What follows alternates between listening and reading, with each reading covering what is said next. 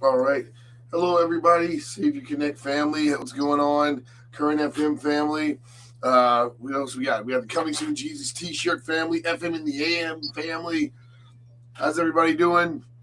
Good morning, We got everybody. Jen. Jen, how you doing, Jen? I'm doing good. Doing okay. I got to see your the Sunrise fundraiser that you guys did. The little mixer thing that you guys did at at the what do you call that? I want to say Perfect Blend. Do you remember Perfect Blend? Right. It was the river The room. River Room. I wanted to say Perfect Blend. I used to love Perfect Blend. Hmm. Um, we had a lot of good events at Perfect Blend. But the River Room, which is right down the street from the beach, but the next one is May 21st, if I'm not mistaken. It's May. Yeah, we're having five worship nights, once a month leading up to the festival in September. So yeah, they're free for anybody to come, and the next one is going to be on the 21st of May. Yep. Right on. And so make sure if you want to be a part of that to help to make sure that Sunrise is a success, then please, please, please be supportive of that. What else you got for us, Jen? I know you got all types of cool stuff and things like that underway, on the way. You know, we got concerts coming up and all types of groovy things. Yeah, when we have a guest today coming on to join us at 9 o'clock, Keith Elgin from Alive Church. So we're going to be talking with him, some really cool things going on in his life and ministry of the church, and sharing a brand new song that was written for the church. So yeah, that's coming up this morning, and excited about that. And then yeah, we're like what 9 days, how many? 9 days away? No, not even that. What's coming up on Saturday? Oh, we got the Zach Williams Zach concert. Williams. Yeah, yeah. Yeah, we're not even 9 days away. We're like 4 days away. Um, Zach Williams concert. Tickets are still available. You can go on our website and click on the link and to get your tickets to see Zach Williams and Ann Wilson at the Portsmouth Pavilion, and that's this Saturday. And so, yeah, make sure you do that. We'd love to have you come join us for the show. Phil Wickham is coming also in May, on the 15th of May, and tickets are still available. They're almost gone, but there's a few left for that show as well. And yeah, it's gonna be good. Got a lot coming up. Yeah, and that's the thing is that there's so much that we have to do, folks. So let's really be supportive and let's help our brothers and sisters, in Christ be successful. We need more influential men. It's not that there's a shortage of them, but we got to be there to support. We got to make sure that we're there to support. So I want to encourage everybody to do just that and support the people of God. Support, support, support. All right. I'm just getting my stuff together so that it flows, that it flows well. All right. Oh, man. Have you had a chance to hear Keith Elgin's new song? I have. Of course you have. I did that on purpose. No, Duke, I haven't. I'm only Jen Creasy. I hear everything first. No, but yes, It's true. I have listened to it.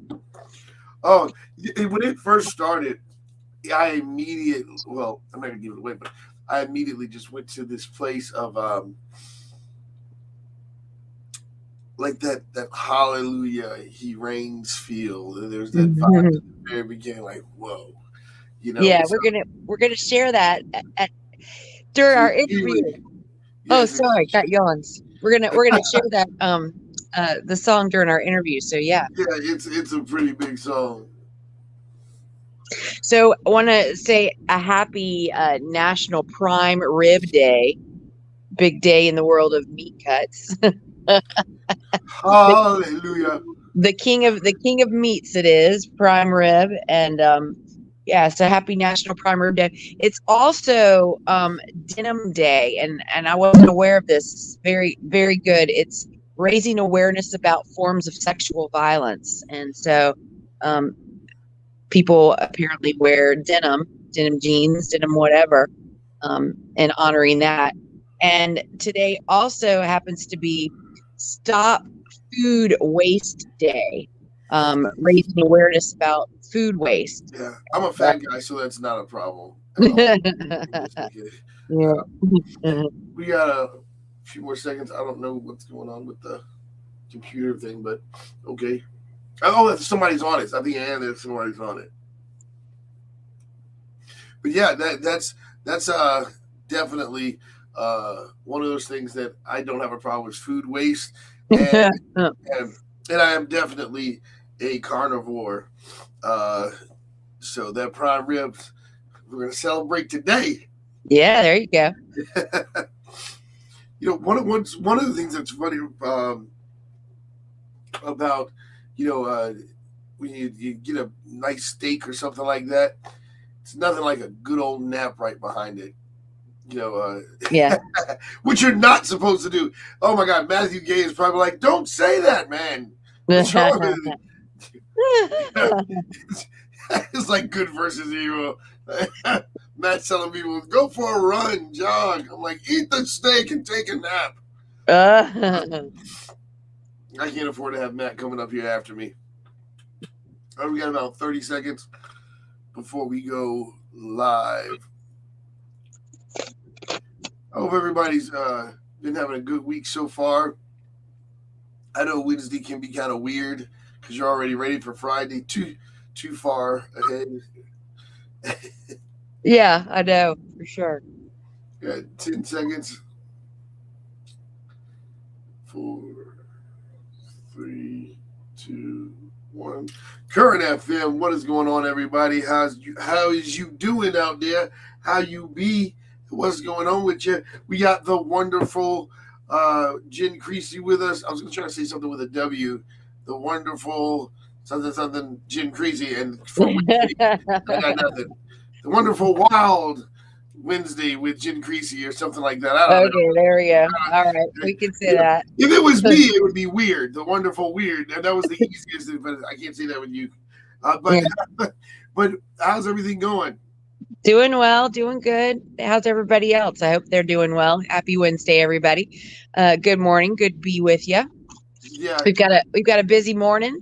Coming up at 9:00, we're going to be talking with Keith Elgin, and he is one of the pastors. He's campus pastor for Alive Church, formerly Community Church.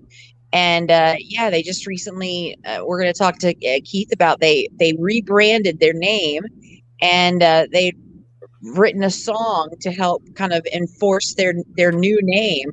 Yeah. And we're going to talk about that and some other really cool things. So yeah, that's coming up at 9:00 this morning. And we were talking on the StreamYard. If you listen, we're on Savior Connect and YouTube and Current FM and FM in the AM's social media pages. One of the things we wanted to remind everybody is that the Sunrise Music Festival is having its worship night. They're having 5 worship nights. And the next one is on May 21st, correct? Yeah, the 21st of May. We just had one on Saturday for April, and the next one is going to be the 21st of May at the River Room in Virginia Beach on Wishart Road. It's free and open to all, and we'd love for you to come to pray and praise. And worship's going to be led this coming for the next one by Joseph Stallings, and it's going to be a great night just to connect with our Heavenly Father and pray for our community. Festival, and it's also Armed Forces Day, and we're going to be in the military during the worship night as well. So yeah, it's a really, really fantastic way just to connect together and just to pray for Hampton Roads churches and preparation for the Sunrise Meetings coming up September the 16th through the 18th at the Virginia Beach Ocean Club. These Sunrise worship nights will happen once a month, another in June, July, and August as we get closer to the festival. Yeah. Yeah, and I tell you what, guys, we want to build we want to build this up to be the next, the next, what is it, something in the water they call it or whatever. Like, you guys got to understand how important it is for us to build the body of Christ up and make sure that anything that is going to inspire faith, anything that's going to inspire community and family in the body of Christ, strengthening the body of Christ, this is something we want to be a part of. So if you want to know more about it, make sure you just go to it's Sunrise Music Festival or sunrisemusic.com, correct? The website is Sunrise, SONRISE Ministry, Sunrise MIN.org is the website, sunrisemin.org. But there's also a Facebook page at Sunrise, SONRISE, and you can follow that as well. But yeah, if you want to get details or see archived footage from previous festivals, you can check that out on sunrisemin.org. Yep. Now, I know it's everybody right now is trying to figure out what is going on. With the weather. When is it going to get to when do we get to the heat? We had a little taste of it. We don't need any heat. You don't want it? We don't need that yet. We need spring to have its time. Okay. And then let it warm up. It's not. I'm not ready for it to be like warm, but I'm not ready for it to stay cold. I like that 75, sunny and 75. We don't need that humidity yet. And in fact, it's going to stay in the 60s throughout the remainder of the week, and then I think it's going to hit the 70s next week. So that's going to be good. We're going to be feeling the effects of spring. You're all about that transition. Yeah. We don't want to go straight from the cold to the hot. No. Well, I think the reason why I can be a little selfish is in this perspective is because I'm like, we're always in the one temperature, which is the mall. That we're in the mall temperature, and that's it. So it's heat. So then we think heat equals beach, and that's it. Right. Well, you want it to be warm enough so that the water is warm enough, and you can go in the ocean if you want to, or go in a pool if you feel like it. But that'll come, in about another month. We just need to have spring for a little bit. That's my personal opinion. Especially here in this area, because when it gets hot, and then it's just like, right, yeah. Exactly. Listen, there's this big, I guess the controversy thing about Bibles and opening your Bible with the book or using the app. Which are you? Would you rather? Are you talking about like when people are at church or when the people are not they literally aren't bringing their Bibles to church anymore? Yeah, I mean, I do not carry a Bible with me to church. I'm one of those. And I think sometimes too, it's because a lot of times pastors aren't necessarily preaching straight from one spot. And you know what I mean? They kind of jump around different scriptures in the Bible, and sometimes it's just easier just to open up the app. And I do open up my app and follow along on my phone. Yeah, and if I'm going to read my Bible, I am reading my phone. I'm finding I'm reading my phone a little bit more, and maybe it's the laziness of not having to turn the pages and find the word. You just type in on your Bible app the scripture that you want, and it pops right up there for you. Yeah. It's so weird because I actually found myself opening the Bible, right, and still looking at my phone to have it used to look at the phone and look at the Bible scripture on the phone. And then you can also easily change translations. Like if you have one Bible and it's King James, or one Bible and it's the Message, the book itself, then that's what you got. But if you're using your app, you can easily flip to, different translations and quickly access it and read it in that, version. Well, that's too funny because yeah, I remember one time I was like going to church, like, is this okay? I saw that I'm not bringing my Bible. Is this okay Yeah. with like, is this okay? But there are a lot of before preachers started really catching on to social media and things like that. There were a lot of preachers preaching hot and heavy against it, and now it's unfortunate. This kind of what makes Christians look crazy sometimes. It's like they'll be like the credit card is the devil, or this is everything's the devil first, and then we find out it's not the devil. It's like, okay, you're fine. Well, then you feel kind of weird also, pulling your phone out in the middle of church. People think, well, what am I doing? Looking at Facebook and Instagram? No, I'm looking at my Bible app and I'm following along in the Bible. Right. Then you got to be careful. Then you got to be careful. Somebody one time in church, they didn't silence their cell phone, and the little British guy started reading the scripture Oh, that's funny. on the phone. It's like, whoa. How do you feel about artists that don't like pictures and things like that being taken with their phone at concerts? Or some people can say, put your phones away. They don't even allow phones at concerts. I know a lot of comedians don't like to have phones. Things recorded. Yeah, stuff recorded. Yeah, I mean, I haven't been to anything that they've said, no cell phones or don't put your cell phones. I know there was a little bit of a time that, people were saying stuff about that in the news. I personally have not been to a show where somebody said you can't use your cell phone, but I think it's good to be in the moment of the show and not hold your phone up the entire time recording something. Get your picture, get your video, shut your phone off, then go back to the, go back to the show. I actually was for the phones being there until I heard Adele. When Adele said, hey, join us, be here. Like, this is your moment. Be here with me. I'm here with you. And I was like, wow, we can even do it with our kids sometimes. It's just like we just want people to see we're there with the phone, and we don't realize we're missing, the play ourselves because we're trying to make sure it's seen. But well, the thing about it is, it's illegal to tape a play and to tape a musical. That's illegal, unless you have written permission. I'm such a renegade. And unless you have, permission from the people that put all the way up.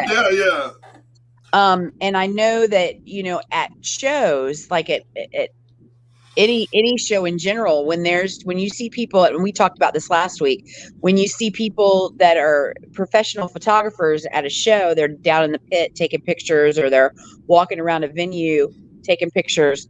They have been given approval to take those photos and to be in the pit for a certain period of time to take the pictures, and they're literally only allowed up to the first 3 songs to be doing that. Oh wow! Yep, and they're using those photos that are going to be used in publications, or maybe even for the artist or whatever it is. So truthfully, I mean, the audience can't necessarily be stopped unless they're checking people's pockets at the door, but you really shouldn't be taking pictures at a show, at a venue, and it is illegal to do it. Anything that's theatrical. Well, that's what Dave Chappelle, he shuts it down. He gets lockers and tells them to put the stuff in lockers. You know what I mean? That's well, a lot of times I would think like comedians and people like that, they don't want their material leaked out to anybody. You know what I mean? It's right. You're at the show. You're like in the secret club. You get to hear the set, but nobody else is allowed to hear the set because that you have to come to a show to see or hear this. You know what I mean? Yeah. I appreciate that. I think that's good. I used to get a little frustrated when I was doing security at the Norva, and the artists would be like, "We want security to stand outside," because that was when they were practicing. We'd have to stand outside. I used to get so mad when that would happen because I thought we'd get our own little personal concert, But what I found was that rule breakers. See, I'm a rule breaker to a certain degree. But the rule breakers actually would cause like the security would actually get annoyed because that's when they would take their chances to get autographs and things like that when they're practicing, and that's when they started asking even security to go outside. But security, where you felt like you were privileged and you could, go talk to the band and this and that. But some knuckleheads kind of overstepping their boundaries causes that hardship for everyone now, and we were no longer able to. Oh, but it was only with certain bands, though. Do you know? Do you know what the fine is on that? If you No, yeah, I'm not really sure, but yeah. I used to think about the on like the before the movies back in the day of the VHS movies. I don't know if they still ever see like a $200,000 fine if they Right. find. Right. So yeah, that if we had that with the phone and all that, we would probably film whole movies right from our TV. Just saying, everybody would be getting $200,000 $200,000 fines. Right. Jeez. True. Yeah, I'm not sure what the fine is. I do not know. Go ahead. I was going to say, I wanted to say a happy birthday to anybody that's celebrating a birthday today on this 27th day of April. If you're celebrating your birthday, happy birthday to you, or anniversary, or whatever it might be. Our 18th president, Ulysses S. Grant, today would have been his birthday. I knew that. Civil rights activist Coretta Scott King, her birthday is today. And the guy that made radio countdowns popular, from America's Top 40, he also was the voice of Shaggy and the voice of Scooby-Doo, Casey Kasem. Yeah, today would have been his birthday. He passed away several years ago. Yep. So happy birthday to him. The gentleman Samuel Morse, who invented the Morse code, his birthday is today, and of course he's no longer alive. And a singer actress from back she was kind of popular, I guess, in the 80s, Sheena Easton. Her birthday's today. Sheena Easton, she played the drums. Yeah, Sheila E. No, Sheila E. played the drums. Sheena Easton, she still did Sheena Easton was like from Australia or something, I think. Like the Gonga thing was the. No, that's Gloria Estefan. Yeah. Mixing it all. The 80s. I'm mixing it all together. It's merging. It's happening.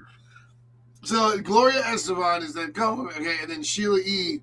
did the drum stuff. Right. And Sheena Easton, I don't know. I have to look up what her songs are. But she wasn't either of those. Yeah, you know what's funny is when it's 80s at this point, the 80s has become such a blur. It just blurs it all together. Because it was like, seriously, it was so much music in the 80s that it's just a takeover. All right, Current FM, we're gonna play a commercial and play some music for you guys. Get ready, because Current FM rocks.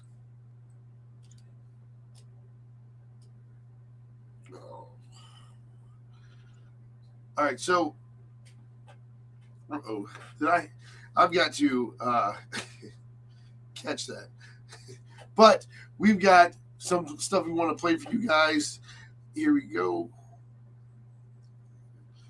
The Oliver play is opening day today. So check this out. Hello, my name is Hannah Laram, and I am the choreographer and co-director for Oliver the Musical. We open in just a little less than 2 weeks, Thursday night, April 28th at 7 p.m. And then we also have a showing Friday at 1 p.m. as well as 7 p.m. And then our last performance is Sunday at 5 p.m. Tickets are available at olivermusical.com, and we hope to see you there. I'm Donovan Palmer. I played Charlie Bates in Oliver the Musical. The dates will be showing April 28th, 29th, and May 1st.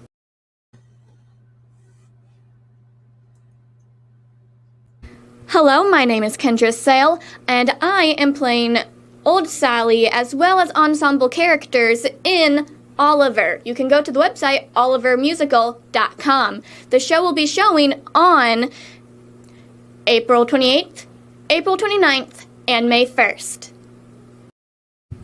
Hi, my name is Awen, and I will be playing a workhouse orphan, and I will be in Fagin's game.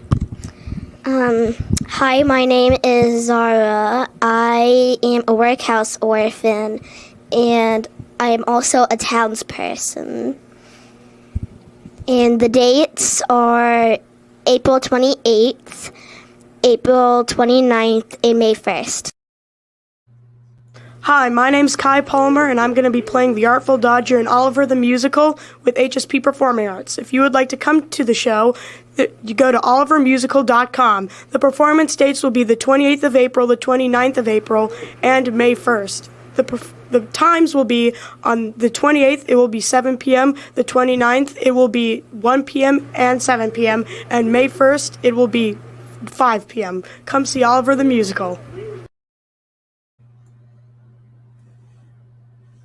Those guys are cool, man. They're really cool. Next up, we're going to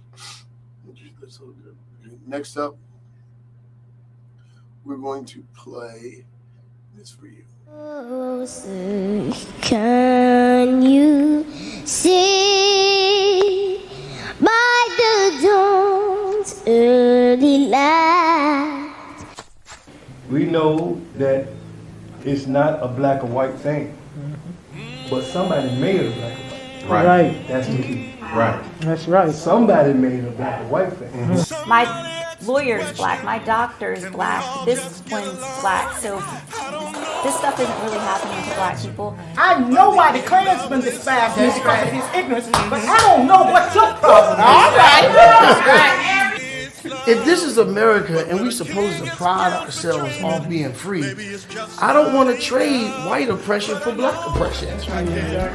You know, where black people telling you, you can't listen to this, you can't love this person, you can't go here because that's white. But now you just a dark-skinned white man then. One day when our house caught on fire and I wasn't there, these two people that hated each other both came to my bedroom thinking I was in there, pulled my bed out on fire thinking I was still in there. Oh. The colors didn't matter at that moment, not a bit. We the people, and we all in this room together. So be human as you walk out of here. Don't be black or white, be human. Hopefully, it was more than just dinner. Hopefully, it was dinner and a movement.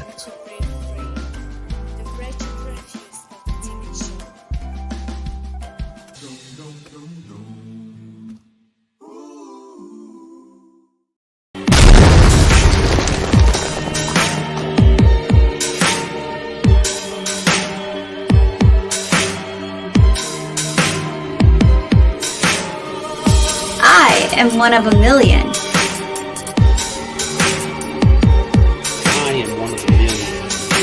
I am one of a million. I am one of a million. I am one of a million. I am one of a million. I am one of the million. I'm one of a million. I am one of a million. I am one of a million. I'm one of the million. I am one of the million. This is not a trend. This is not a trend. This is not a trend. This is not a trend. This is not a trend. This is not a trend. This is not a trend. This is not a trend.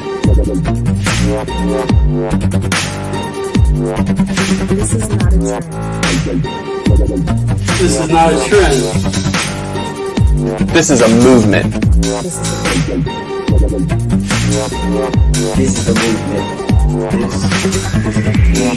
This is a movement. This is a movement.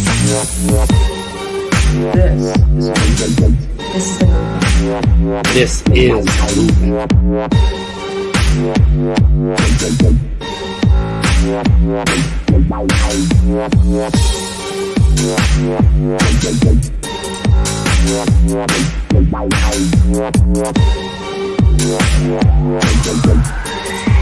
All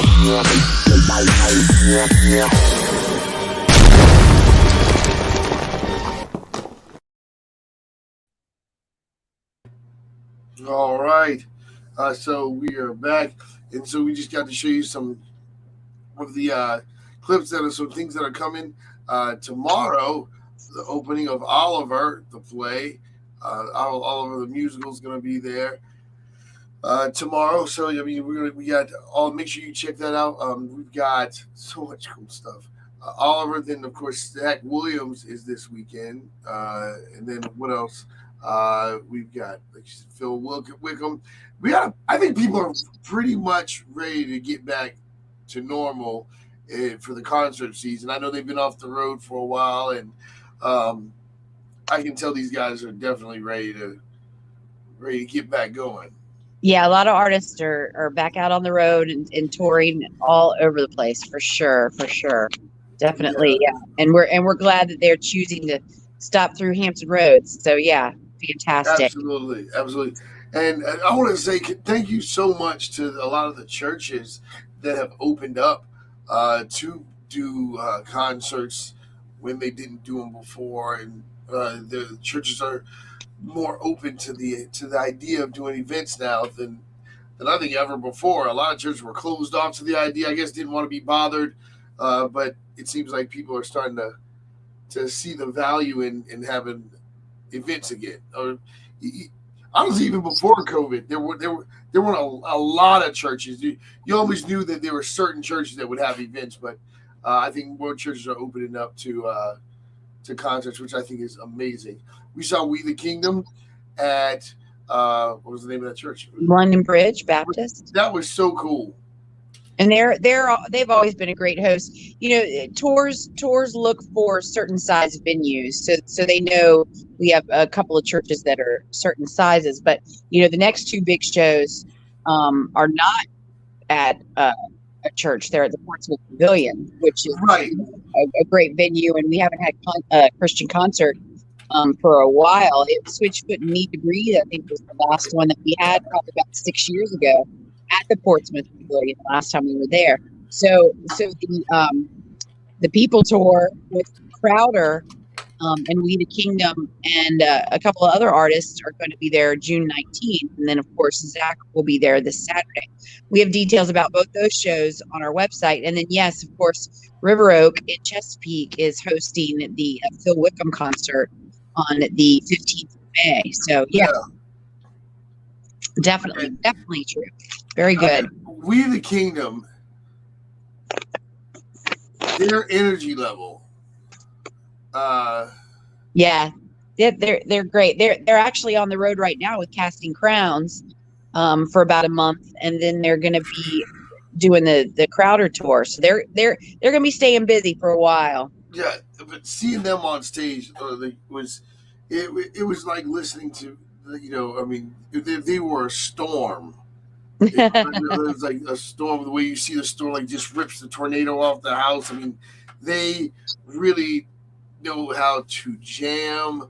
And I heard someone say that they felt like they were back in the 70s listening to a jam band.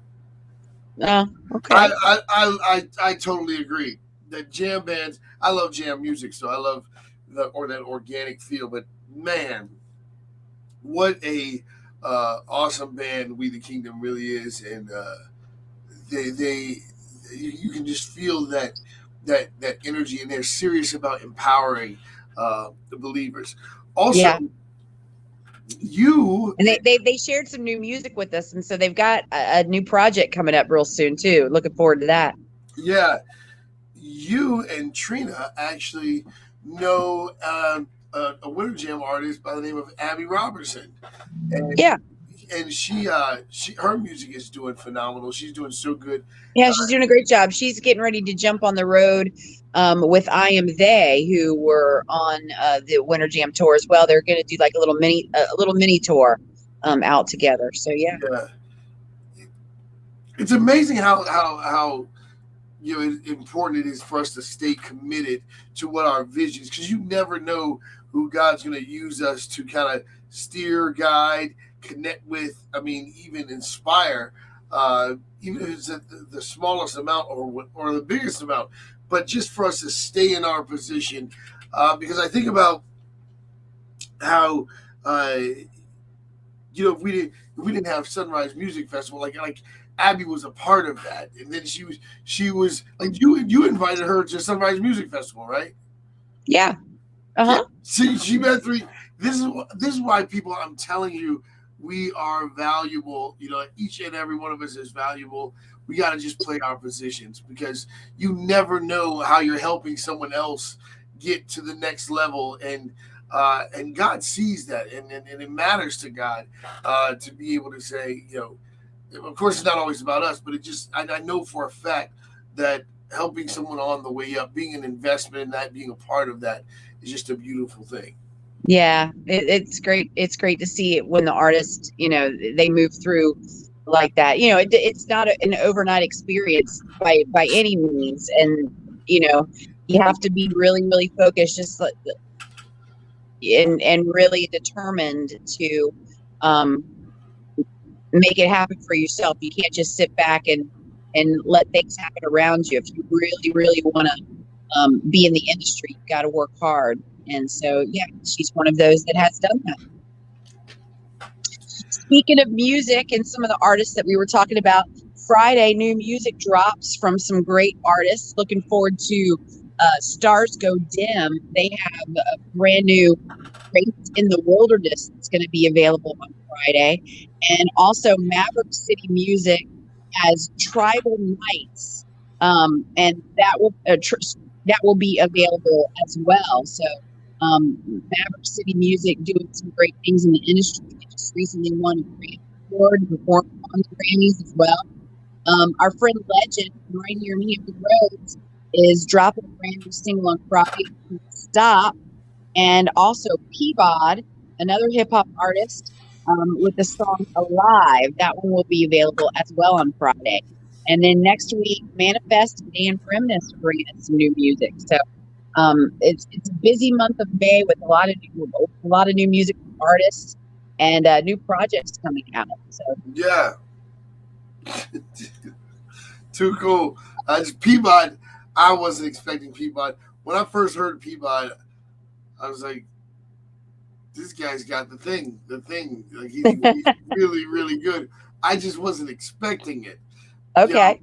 He just looked like a good church boy, and just I was gonna say he's like pretty good for a white guy, right? Right, dude. Right. Yeah. But honestly, I was like thinking of something that rhymed with church boy. I need Legend right now. Church, because I just thought, it's a good church boy kid, and then he started rapping. I was like, wait, what? Are you kidding me? This guy's really got it. Yeah. and then we have Gina Scott Rogers says, "You're looking good, Jen. First time I saw you singing at the Broadcast Church. Continue praying for your healing." Who's? I'm sorry. Who said that? Gina Scott Rogers. Oh, okay. Yeah. So thanks for watching, Jen. I mean, Gina. Thank you, Gina. Yeah. It's that's sweet. What's interesting about this generation, I think, is that we have a connection with the older generation and the younger generation now. Whereas, I'll say if you are,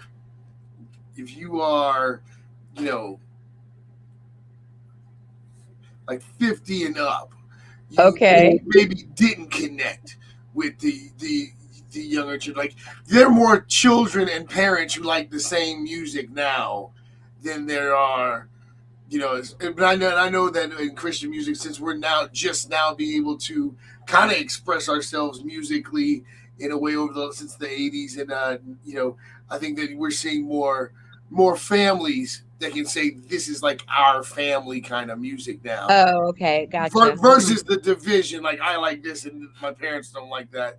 We have a more eclectic generation. Yeah, I could see that. Yeah, I mean, if the kids are into Christian music, definitely, I think so. Yeah, for sure.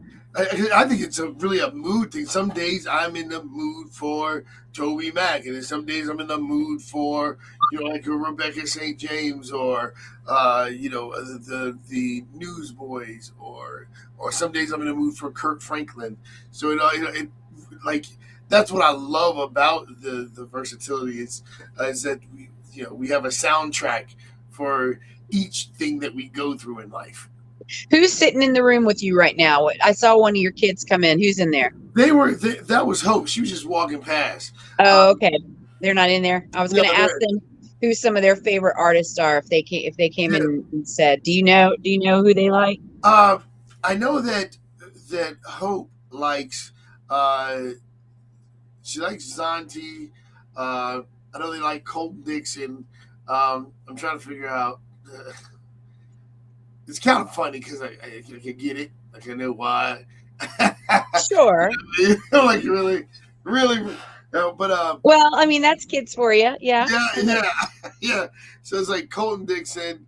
I do know that they do all love Danny Goki. That's just like It's Time to Dance when Danny Goki. Yeah. And so Danny Goki, and then as far as the rap goes, I know they definitely love Legend, but I think Andy Mineo and KB are okay. Top. And you like them too, so that's good. Love them all. Yeah. Love them all. I just remember, to be totally honest with you, I just remember All Out Wars in the car about who's going to control the radio. Right. And now it's because we can all tune in and have to deal with that. But what's really funny is I remember my parents kind of looking at me like, all right, I think my son's a little crazy, because we were listening to like either gospel, Motown, or R&B, and then I'm like, we're gonna listen to metal, and that was just a shock for them. But they rolled with it. They didn't like hold me back. They were like, if this is who he is, I was like their Bart Simpson. I don't think you have a hard time figuring that out. Okay. I was too much of a struggle. I was Bart Simpson growing up. You know what I mean? Dennis the Menace as a child, and then he evolved into Bart Simpson. And then this is how you know I was going to end up being a pastor. Gina says, it's always the troublemaker kids that become pastors. Is that what you're saying? That's right. That's right. If you see a kid out there that's trouble, just take a deep breath, give it a minute. You know what I mean? He's going to get it together. Or not, because I can't say I got it together all the way. But Gina says, what is ROCHI? I don't know that band. ROC? ROCHI band. Roshi. That's Roshi. Okay. ROCHII. Yeah, Roshi. They're local. They're from Virginia Beach. I don't know them. Don't send them my way. I don't know them. I'd love to. Roshi. Dude, you need to look them up. Okay, they played Sunrise as well. Oh. They're young. They're young. They're out of Kempsville Christian Church. When Jen gives a stamp of approval, it's real. It's they're hip hop and rock. It's like a combination of hip hop and rock. And the two Childress brothers, drummer and electric guitarist, their dad is the pastor of Kempsville Christian Church in Virginia Beach. And then the rapper is a little bit older. His name is Cody. And they do original music. They do a great job. In fact, they won a couple of contests. They got to perform at Toby Mac's camp that he puts on every summer. They won a slot to open up for Torrin Wells. But yeah, they're from right here in Virginia Beach. Very good, Roshi. I've had him in the studio with me on the morning show. But yeah, check him out. Oh, that's too cool. That's too cool. I'm gonna have to have them do a concert here. You know, I do crazy stuff. We're gonna have them do a whole concert here. It's like rap rock. I was a fan of the rap rock growing up, so that's my whole vibe. Yeah, these are young. These are young guys. They're 16, 17, 18, 22-year-old. Yeah, they're young. Right. No, I love it. I love it. Tell you what. I actually I was watching the documentary, and I saw all these guys, these drummers. It was a YouTube video about drummers and things like that. They were all saying how Christian artists absolutely had the best drummers and musicians. They're like, all of it's in the church. They're like the greatest drummers, greatest guitars. So I was just like, man, that's pretty cool. They would say that. I go and look at Toby Mac's concert, and I guess because that was just resonating in my head. I don't know. When I saw him letting his, when they have that little breakdown where they're just going to have fun, I saw how great their guitars was, how tight their band was. And I'm like, we really do have like the most talented people in the body of Christ. Yeah. It's really so amazing. And so that's why I want to encourage everybody to support things like Sunrise Music Festival, support Current FM. Yeah, we talked with a fantastic musician last Wednesday on the show, Chris Bellamy, who is in Zach Williams' band, and we'll get to see him on Saturday playing the saxophone. So y'all make sure. There's a couple of times that Chris will have a sax solo, and y'all need to cheer loud for him. He's a wonderful musician, so talented. Yeah. That's extremely sexy. But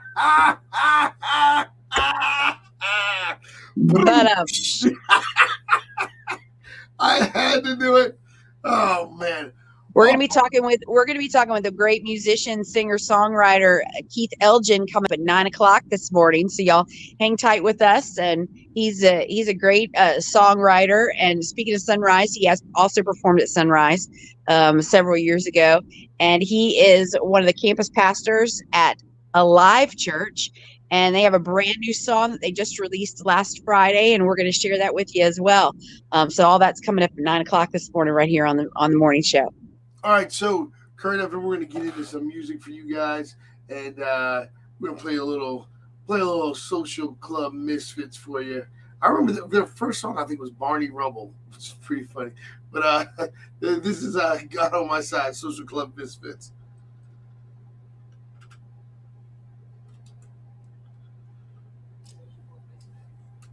All right, so here we are with the Savior Connect social media family, FM in the AM social media family. We've got, who else? Current FM, and the Coming Soon Jesus. So what's up, everybody? Hope you guys are having a great day. Hope you guys get a chance to check this episode out with the wonderful Jen Creasy. And here's what's so cool about we're now getting to prom season, is it? Yeah, I think Ring Dance happened a lot last weekend. I saw a lot of pictures on Facebook. People's kids were doing Ring Dance. I would say prom is probably in another month once June hits, I think, is okay. Prom. But this is kind of Ring Dance season right now. Ring Dance, okay. Now junior prom or whatever. Junior, yeah. I know this season, April, because this is where, and I know we're getting closer to, I'm trying to show you how my brain works. So every year, this is where things would start getting hard for me in school because I'm so focused on June that I'm like starting to unravel now. Like why? Because of the kids? You mean school the kids? would be letting out. School would be letting out. And so, not talking when I was in school. So this is where it was starting to become a struggle for me. I started shutting down like a month ahead. Where everyone else, it's like they get out in June. My brain, okay. Well, since we're getting out in June, technically we're already out. Well, your kids are homeschooled, right, dude? Yeah, they don't know about it. So it's a little different for them. Yeah, they're in school all year round, so it's just I'm thinking about how crazy I am. And it's like I actually had those thoughts like, dude, it's only like 60 days away. We're already out. We might as well do whatever we're gonna do. No, you have exams you have to stay focused on. You got to pass those. But yeah. No, just I don't know. my younger son is graduating from college in a couple of weeks, and he texted me the other day. He said, "Mom, I just took my last college class. I'm done with class." I was like, "Wow, very cool." So now he's just, chilling out till exams, and he has a few exams next week, and then he'll have like a week of rest, and then he'll graduate on the 14th of May. So he's just about done for college. College is okay. Yeah, college. Maybe Duke, you've had that college mentality all your life. That's exactly what it was. I was just meant for college. Oh. Yeah, maybe. Just thinking about how my parents did it, like, jeez. Or if you lived in like North Carolina or another state, they finish school in May. They don't go back after Memorial Day. I think some of those schools. Wow. Yeah. Did you do senior skip day? I think I stayed and went to school so I could get some extra A's. I think I probably needed them for some of my classes. I don't remember. I never skipped school. I enjoyed going to school. I don't know. Yeah. I never skipped. Now I didn't do well. I didn't do like really well in some classes in school. I would have probably liked to have skipped, but then I did have, other classes that I did really well in, and I wanted to be there for it. So. Yeah, I did. I went to school. The teachers loved me. I just don't understand how I could make the teachers laugh so much and then still get the bad grade. They're like, "Oh, did you actually think this was gonna work?" I'm like, "Hey, I made you laugh. What are you doing?" But definitely I had the CD thing going on. Yeah. But what's so funny is all it would take is you would know whenever I had a parent-teacher conference, because all of a sudden my grades would just skyrocket up. And it's like all of a sudden, like the skyrocket. That usually meant like Duke just lost to Nintendo, or he's on punishment, or he can't go outside for 30 days. And it's like, I got to get back out there. It's like, so everyone's going, "You can do this all the time?" And I'm like, well, I need the extra motivation. I think my parents, mom, dad, geez, you guys were amazing. I guess there's no way, if I had to raise me, there's no way one day this kid's getting off a bus and it's going to be an empty house. I'm sure your kids, we've talked about it. They do have some Duke tendencies, but they're not like full on. They're not full on Duke. No. You know how you give an inch, you take a mile. That type of. It's like you say, okay, you can stay up for an hour. An hour turns into like I'm waking up. I'm like right when I fall asleep. My mom's like, "It's time to go to school." I stayed up all night to watch TV, and and the homework thing was just way too much drama. Because I didn't know it could just take like 30 minutes to just do it and then get it done. Move on. And people like, it's so funny because people like Crystal and, yourself, even who just can like structure, who can actually just make things happen. I couldn't understand it. But then when I see you guys do it, I'm like, wait, you mean you're just following the instructions? It's like the grill situation. In case you guys don't know, last week we put a grill together. Well, you did that a couple of weeks ago. You were talking about. It was a couple of weeks ago. We put a grill together, and it took about 5 hours to put this grill together, when it should have actually only taken about 30 minutes. It was hilarious, and me being who I am, I just couldn't stop and stop filming. I had to let it happen to see how far this was going to go. And 5 hours later, I'm like, whoa, I'm that guy. Like that. That was definitely a Duke moment. Well, you had good family time, I guess you could say. Oh. You had a good family time putting it together. It's true though, but it's usually Faith with instructions in one hand, tool to the other, and Ezekiel like twiddling his thumbs. And then when I show up, he looks real intensely. He looks to look like he's doing something. But He's doing something. Yeah. He's not doing anything. If it wasn't for Faith, we'd all fall apart. She holds it down. I do believe that when she turns 18, she's in a year. I think she's going to change her name and just vanish. No. Oh yeah. She's Faith's going running for the hills. She's like, get me out of this madness. Yeah, because she's like, all of you are crazy people. Y'all can be on your own now. I've done my duty. I am moving on. Yeah. But she is the one that's willing to follow the directions. She's the only way we can survive.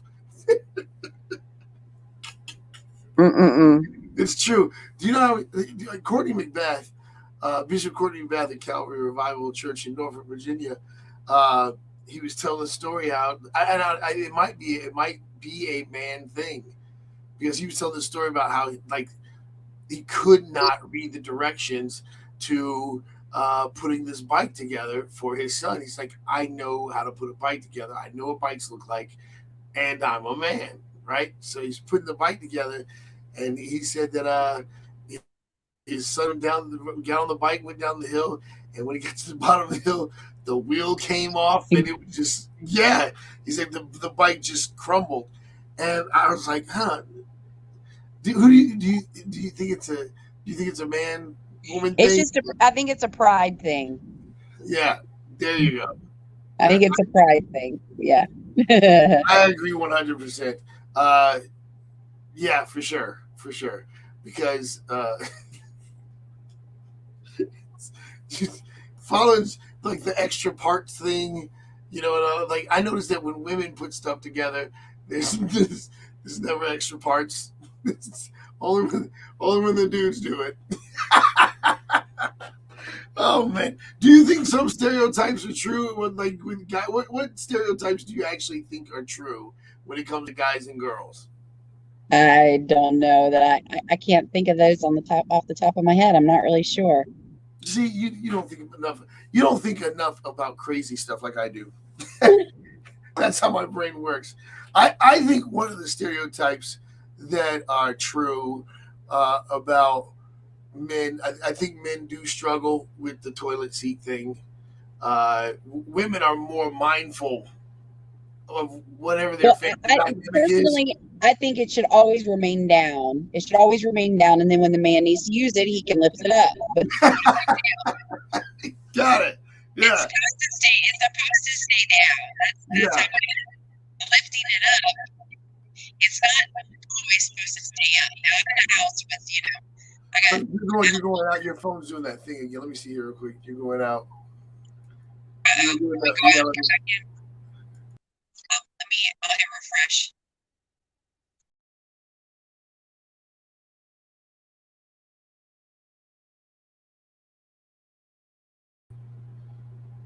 All right, we're waiting for Jen Creasy to come back. There she is. All right. So you were saying that you think that it should stay down? Yeah, that's how it's supposed to be. It's supposed to be down. The man just needs to lift it up when he needs to use it. Right. But then put it back down when you're done. No, this is a very difficult thing when you have brothers and sisters, and that was a. I also think that that folding laundry after you've done it, after you've washed and dried clothes, men will just put stuff. We will live out of baskets, and yeah, we kind of do that. I do that too myself. Well, right now I do. I don't hang up much of anything, and he's doing my laundry for me right now. I'm not doing my own laundry, so it just gets set on the bed until it gets hung up. So yeah, but I think that's another true one.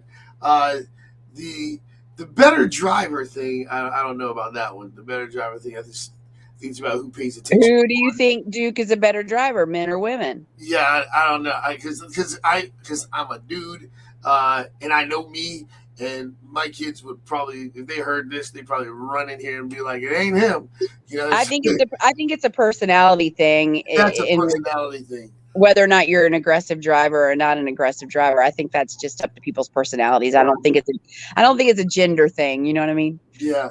Now I do know that it is in the best interest of men to not do the whole last go, because like when you have the last drink of something like the orange juice or whatever, and you don't replace it. When you finish off we have a rule in our house because we have we keep a thing of tea in the refrigerator. If you finish off, whoever finishes it off has to make new tea. You know what I mean? Well, you got to trust your kids to make it right and not make it too watered down or whatever. No, I don't play around with that stuff. I'm like, I'll make it. I'll make the tea.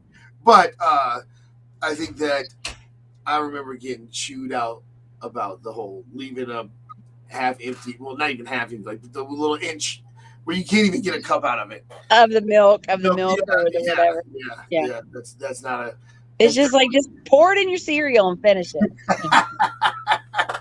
Yeah, what little things drive you crazy, like the Francesca Balostelli song? That drive me crazy? Yeah. Like the stuff. Yeah, I know, right? Gosh, you put me on the spot. I can't think of it until it happens and I say, man, that drives me crazy. I can't think of it right now.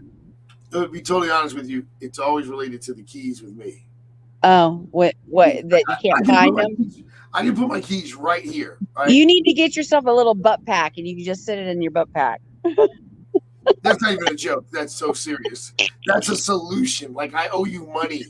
Yeah. I owe you for that because we're talking about a losing battle. Like, since I had but I can put my keys right here, and when it's time to go, I'm like, where did my keys go? And I can not move from this place and then find out they're like hanging on a door somewhere, and it's like my hands just do things without, what I mean? They're just doing things, and I'm like, yo, pick up stuff and move it without you. Yeah. Oh yeah. You have to be a creature of habit and just do the same thing every single time so you can find it. Yeah, that would require me thinking. I don't do much of that. That stuff's dangerous. Yeah. That thinking stuff is dangerous. We're a couple of minutes away. We have our guest, Keith Elgin. We're going to be talking to at 9:00. So we're a couple of minutes out till that's going to happen. So y'all hang tight. It's going to be a good morning conversation with Keith this morning. Oh yeah, for sure. I mean, for me, I carry a purse, I carry a bag. So, most women do. Not everybody does. And I know, like, kids today, girls don't really carry purses. Your girls don't carry purses. They just put stuff in their pockets. Oh no, Hope is a bag lady. Is she? She's got the 2 bags and they're huge, and it's got her dresser in there. Okay. The kitchen sink, everything else. Yeah. So she can keep up with it all. She carries everybody's stuff. Oh, everything. But I got one. And it's so hard not to see it this way. But when you're late, every single traffic light is red. Of course. Yeah. That's just God trying to slow you down so you don't speed down the street. Because you are now the danger, because you're late. Because you're late. Yeah. So now you're reckless. Reckless. And it's all about you. And he's like, nope, I'm going to stop you at every light just to slow you down and get you where you're going in a safe way. So painful. I mean, that you're in the car, you just want to scream. You know what I mean? But you can't, because it's their fault that you're late. You're late. You know what I mean? The key is to leave your house on time, and then you won't be late. But things happen. Yeah. Especially when especially when you're got other people that you're responsible for that are with you, and unless they're teeny tiny.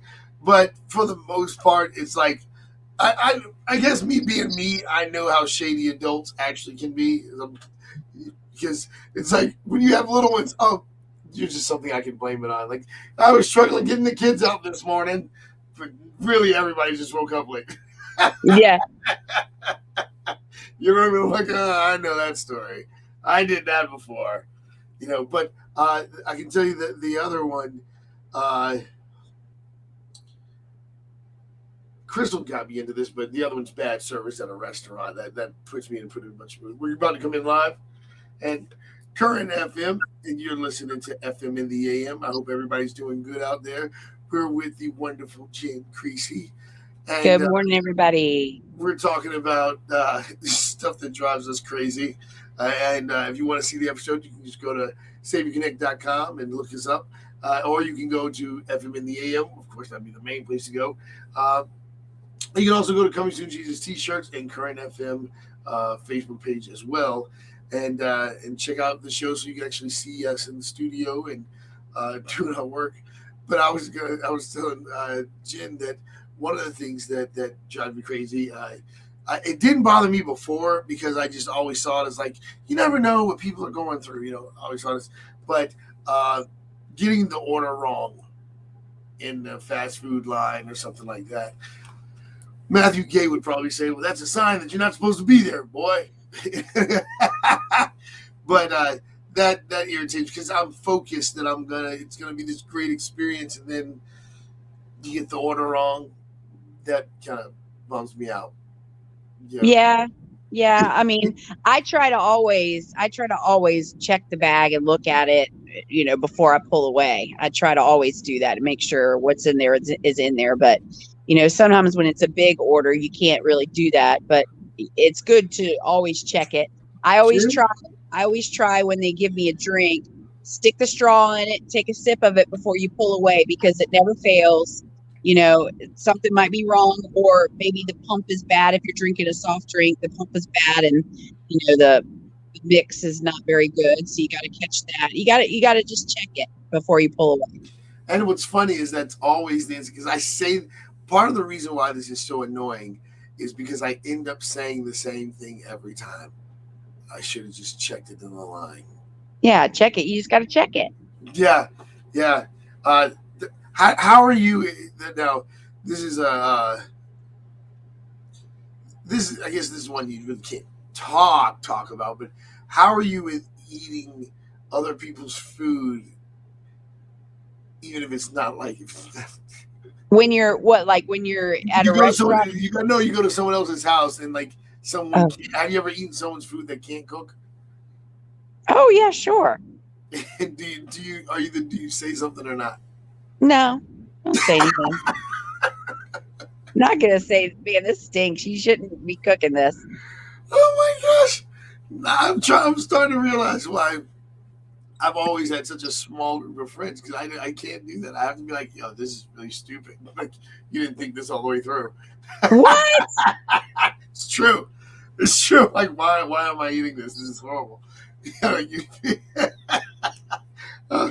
it always ends up turning into a good laugh. It's just like, you know what? Usually when they say it's like, man, I don't know. I just thought you guys liked it.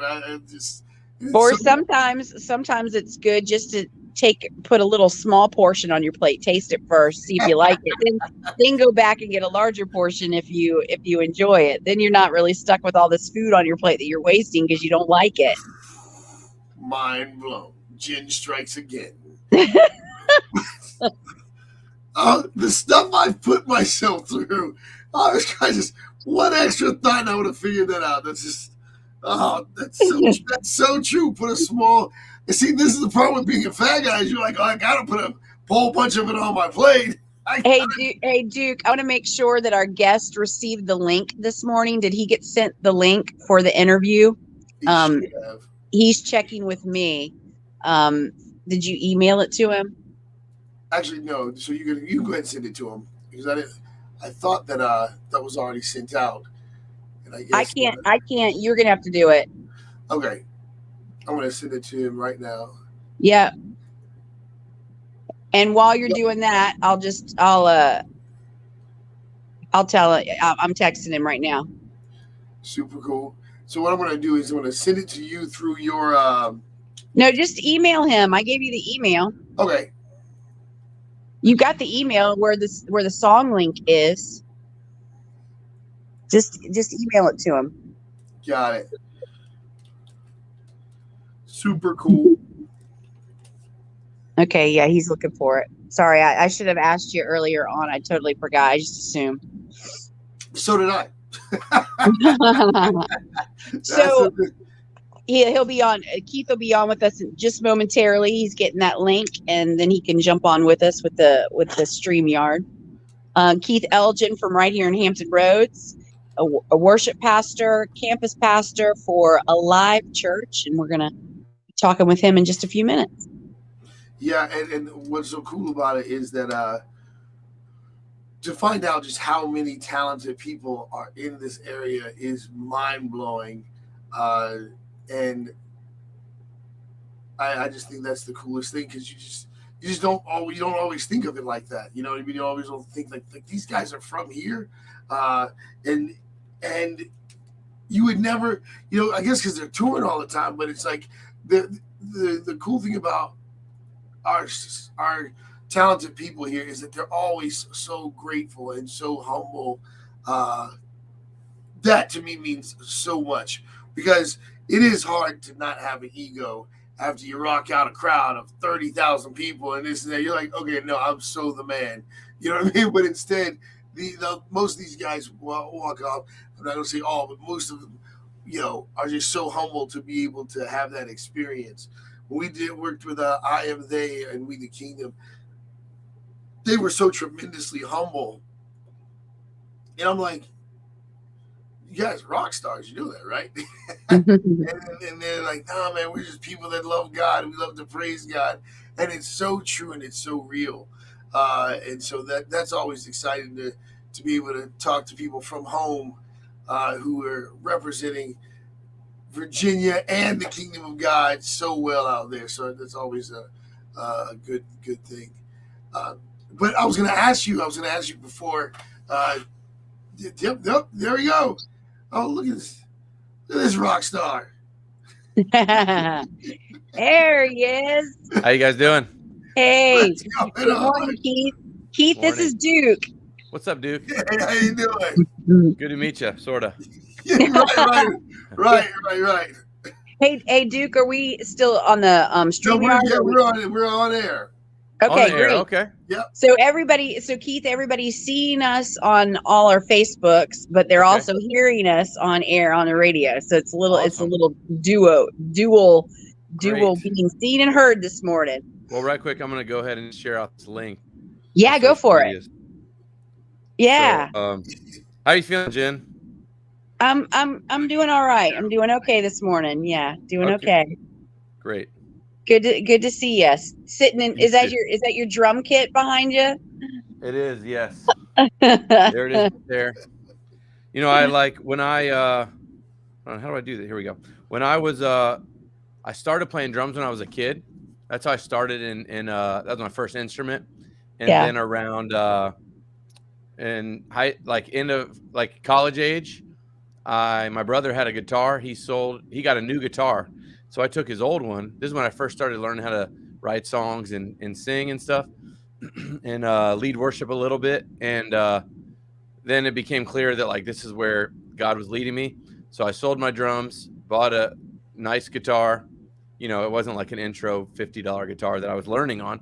And so sold my drums, bought a new guitar, became, worship pastor direction. And then maybe 3 or 4 years ago, somebody, the worship leader for my first church, who was my first worship leader, he was like, hey, we're getting a new drums at our church. Would you be interested in buying this? I'm like, yeah, for sure. So now full circle, I have drums. My kids do not know these drums are in our upstairs studio area. So I have a 5-year-old, a 3-year-old, and a 1-year-old boy. Yeah. And they bang on everything. They just have no idea these are here. So okay. So you think they're going to be drummers? They want to be. They want to play. They play everything right now. So they play. They bang on it. They have little. They'll set up the pots and pans and the mixing bowls, and they fight over who gets to do the drums. It's pretty funny. Recently, what they started doing was one of them will be like, I'm going to be the pastor. So they'll set the drums up on the couch. One of them will stand up on the couch and be, so he's like, I'm going to play the guitar. You be the pastor. You be the drummer. Ready? Go. And they go for it. And, one of them will come up and they'll have the band move. Like, okay, you move to the side. Now I'm going to talk and be like, welcome to Alive Church. We're glad you're here. Like they got it all down. Look at that. Yeah. The next generation right there. That's right. Well, that is amazing. We want to welcome Keith Elgin to the show this morning. Keith, you moved to the area, about 6 or 7 years ago? 2017, so 5 years ago, yeah. 5 years ago to be Seems crazy to me, the worship pastor, music director for, at the time, Community Church, right? Correct, yep. Mm-hmm. Yeah, Community Church. And he and I were talking the other day, and he sent me this song, and I was like, wait a minute, did you change churches? I didn't realize that your church rebranded itself to a new name now called Live Church. When did that all happen? Yeah, so that the official name change happened in March, and so like all the signage and website and all that was all final right before Easter. So it's very recent. Back in the fall, and there's a whole long story that our senior pastor, Pastor Michael, tells, but him and Pastor Michael and Pastor Megan, who are our senior pastors, they moved to the area from St. Louis about probably 10 or 12 years ago to be the future senior pastors of Community Church when the founding pastors left. So that happened about 8 years ago, I think. I think it was around 8 years ago. And fast forward to last year, in COVID, all sorts of things changed in churches. Yeah.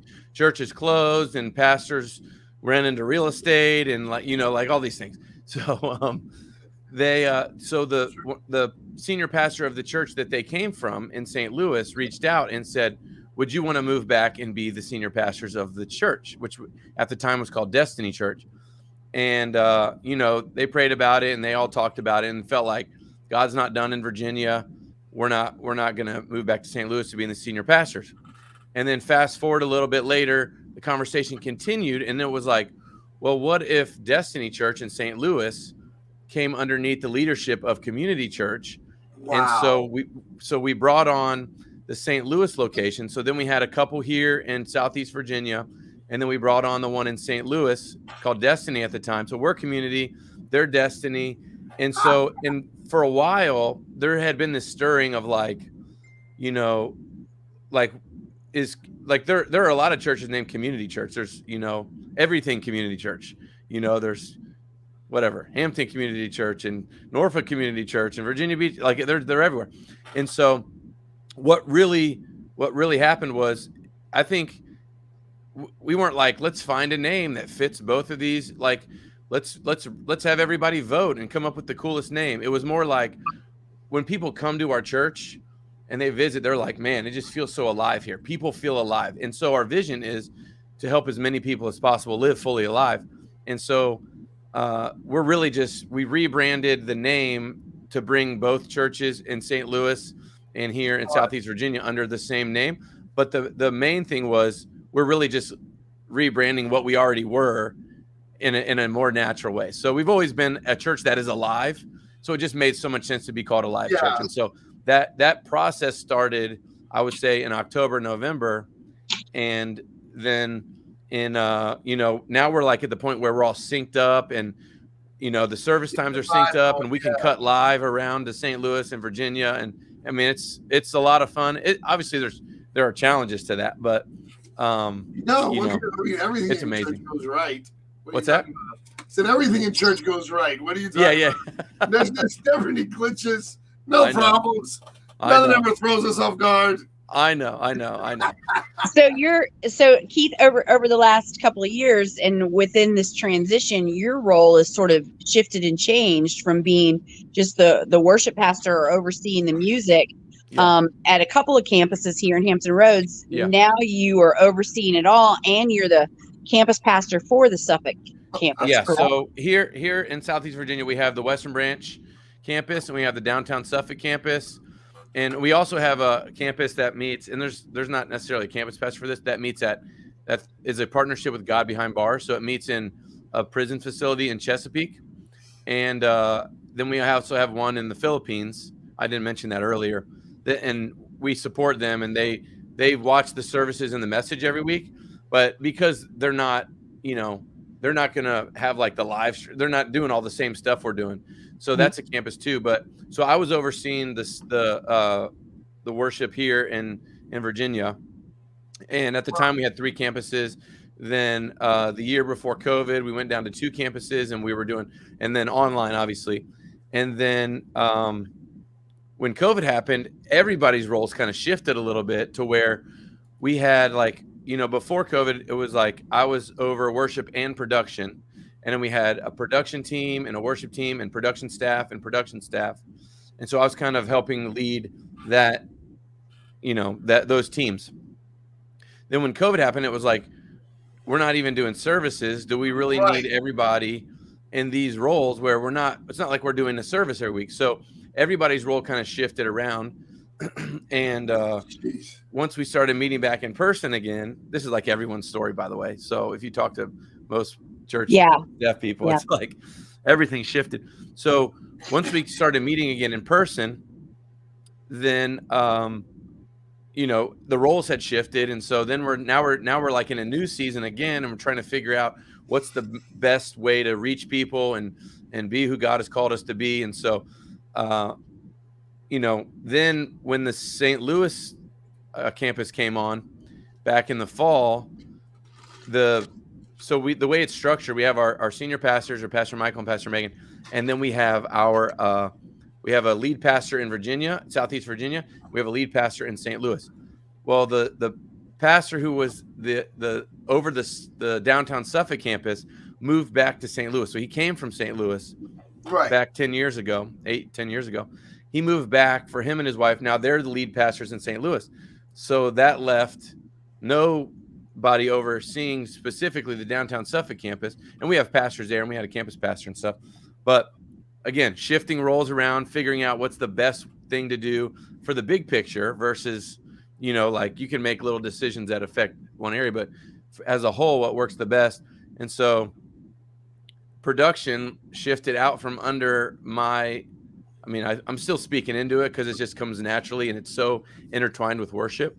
But the production, we all work together, but I don't oversee that part anymore from a staff level. And so centrally, I lead the worship. So that means like St. Louis and Virginia. And then I oversee the downtown Suffolk campus as well. And so that's like a big picture thing. But there's campus directors that like, I'm not like the detail person. So like, I love the big picture. I'm like the creative, like, I like being around people. That doesn't always translate to, okay, we have a group meeting in the building on Thursday night. Who's opening the door? Who's the kids team? Right. Like, oh gosh, Yeah, that's right in line with Duke's personality, right there, Keith. How are you doing, man? When Keith, when you and I kind of first met, of course, it was through, Worship Leader Collective here in Hampton Roads. And you, I think, had just finished a solo project that you had done and came into the studio with me, and we were promoting that and sharing music and stuff like that. And then you were one of the artists that we invited to come and be a part of Sunrise Music Festival several years ago. But you have a connection with like Elevation Church and some of the guys out of some other ministries here in our country. And so Duke, get this, over COVID time, Keith was a part of the the Maverick City Choir and the Elevation Combined Choir when they did their Grammy award-winning projects together. We don't get Grammys though, but we don't get the Grammys, but we're a part of it. Keith got to go to North Carolina and be a part of recording their project that they did. You can see him all over the YouTube. I did so Maverick City, it was like perfect timing for them because, their vibe and their style is more, well, at the time, and now it's a little bit more produced, but at the time it was more grassroots. Like you just get some people in a room and you just worship and you record it and then you release it to the world. So they were just like putting out a new album like every month, amazing. right? So, and then they were doing these songwriting retreats, which is really how Maverick City started. So the first couple songs came out of like, they just got a bunch of people together to write songs. So then when COVID happened, they're like, okay, we can't get everybody together in this small room, 100 people in this small room. So they started doing online songwriting conferences or retreats. So I got involved in one of those, and I did the songwriting thing for a couple of days online. And so then they were like, they sent me an email, hey, would you want to be a part of the choir? A couple of people did this, and you know, so there's maybe 100 people, right? And so there's like a WhatsApp chat and, you know, an email chain, and everybody's in there. I mean, they're like all the time. I mean, this morning it's people just chatting and praying for each other, and hey, this is the song, this is what's going on with my church, and all this stuff. And so what it meant to be a part of the choir at the time was every time there's an event or a recording, which, you know, is like once a month, they would be like, they would send out a WhatsApp. Come on out. Yeah, they'd be like looking for people to sing this, right? So in 2020, in I think it was August, there was one in Dallas with Upper Room. They recorded one with Upper Room. So I was invited to that. Everybody got invited to that, but I couldn't make it to that one. It's a little bit further. And so then, like sometime in the fall of 2020, they were like, hey, we're going to record one at Elevation in January. And whoever can, here's the sign-up sheet. You know, I'm like, boom. I'm like, I'm in. That's like a drive away. So, you know, I went down there and got to do that. And in the middle there, and I had already had a connection with Chandler Moore. So we brought him to our church, and he did an event at our church, which was great. And so going down there for that, it was like they sent us the demos, learn all the songs. And like what you see is what you get on that live recording. It's like for like 3 straight days, it was like, all right, ready? Okay, record. Okay, here we go. And it was like just record worship for like 3 straight days. And like, you know, so like Build Your Church, that's one of the songs on there, right? It's like 10 minutes long, just like all the songs are. And we do that. No radio edits at all. No radio edits, no. But I think some radios, some of the live stations are starting to get on board, and they'll play those 10-minute songs. Yeah. I was going to say that that back in the day, I love jam bands. I was saying that earlier before we even started the interview, that jam bands were always my thing, but I did not know that I came from the era where you had to play the song over and over and over again to get it right. Yeah. You know, back then when your studio time was $4,000 for one day, you know, for just playing it over and over again. But I did not know it was recorded organically like that. That's good stuff. And I'm sure some of the stuff I'm sure was they probably did some overdubs, I would guess. Yeah. But I mean, I'm telling you, it was like, so like Build Your Church is 10 minutes on the recording, but live it was like 30-40 minutes. I mean, it was so if anybody goes online and checks out any of those videos of from the basement project, right? What was it? Old Church Basement. Yeah, Old Church Basement, that project, you can see Keith right behind the keyboard. That's Chandler on the keyboard, right? Yeah, Chandler, yeah. And so Keith is like right there. So he's like, hey, I know that guy. Yeah, that's me. You know what's so funny is, like, still to this day, at least once every week or two, somebody from my church will come up to me and be like, hey, were you in the Maverick City Elevation video? I think I saw you, you know. And honestly, one time, this happened maybe like a month after the Gyra video released, which is, I'm in that a lot. That was like the main video they released. And I was in all like the Instagram reels and all the clips and stuff. And so it was like, some of them started on me, and it was just like, oh my gosh, this is so crazy. Somebody came up to me at church, right? This was before I was the downtown Suffolk campus pastor. So I was leading at Western Branch, like probably three weeks out of the month, at least 2. And so I hadn't been at Western Branch for like 2 or 3 weeks. I was at downtown Suffolk leading, and I went back to Western Branch on a weekend, and somebody came up to me. They go, hey, are you in the Gyra video? And I'm like, yeah, that's me. And they're like, do you go here? And I'm like, this is our first time visiting. So they literally just saw me walking in the church and thought, that's the guy from the Gyra video. That's how much I was in there.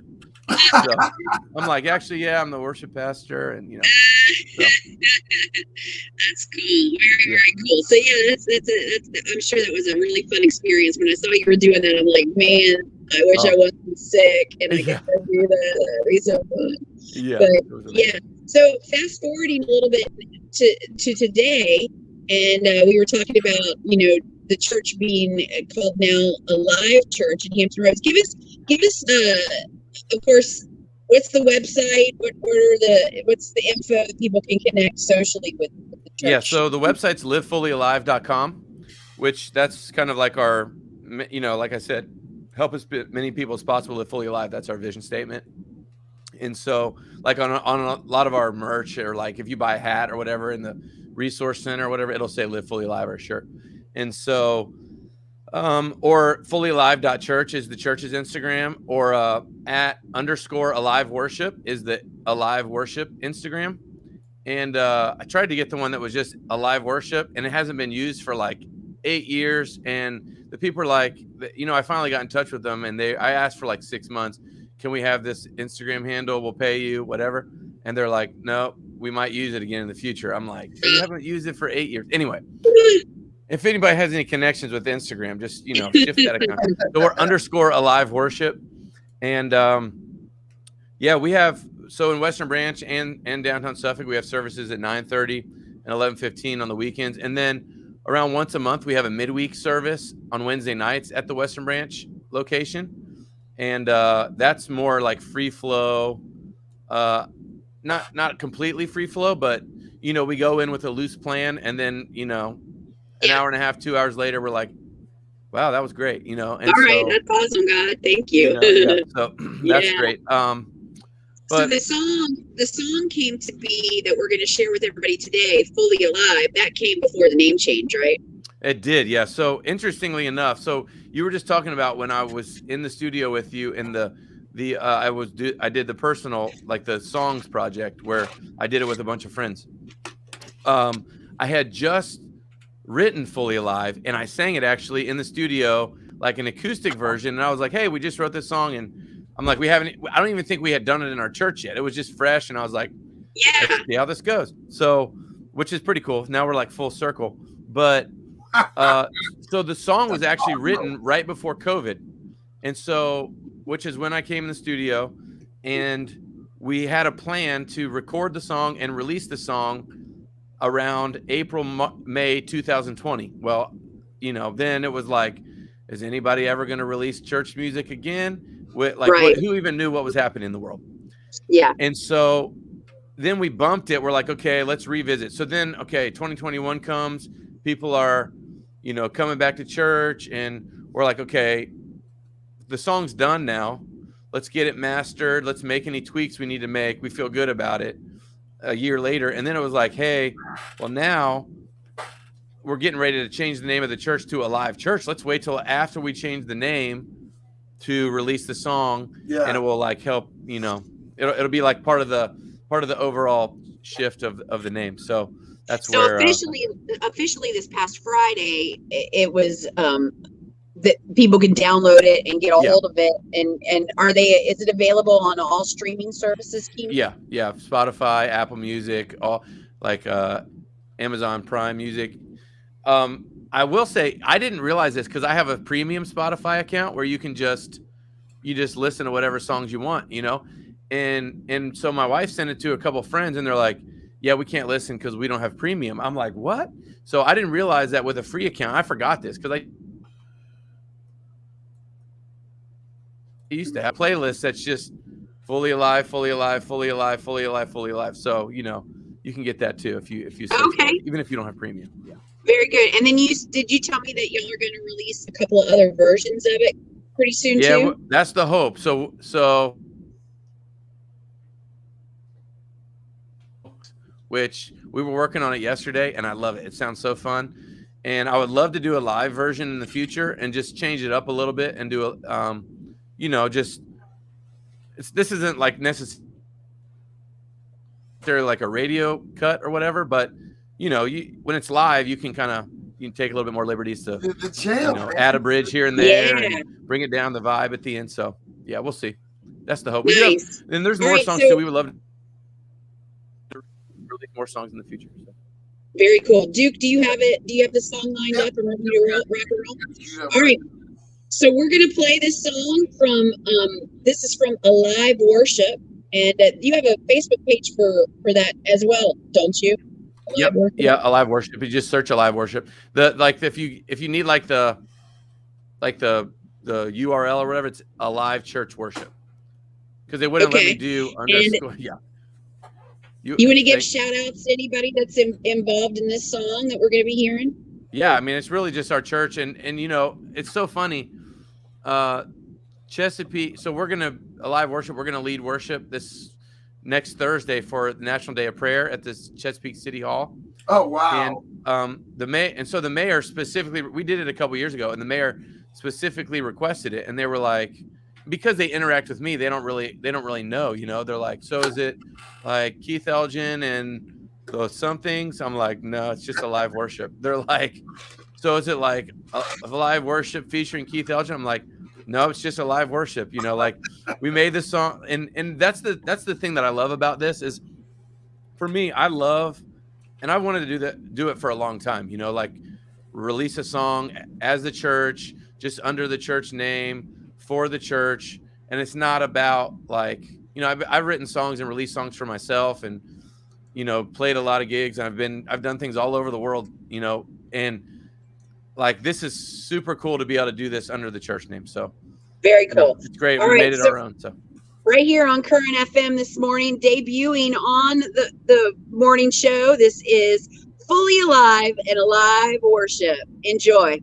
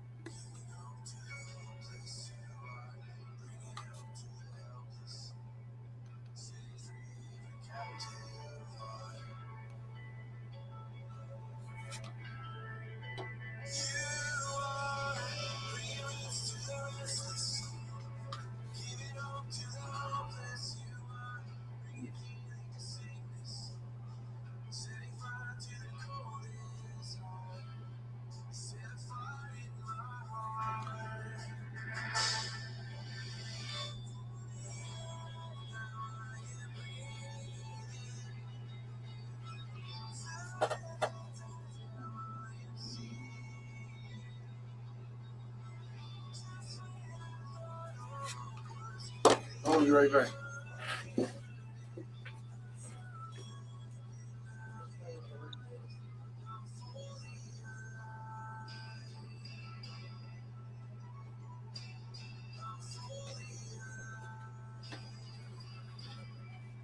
So good.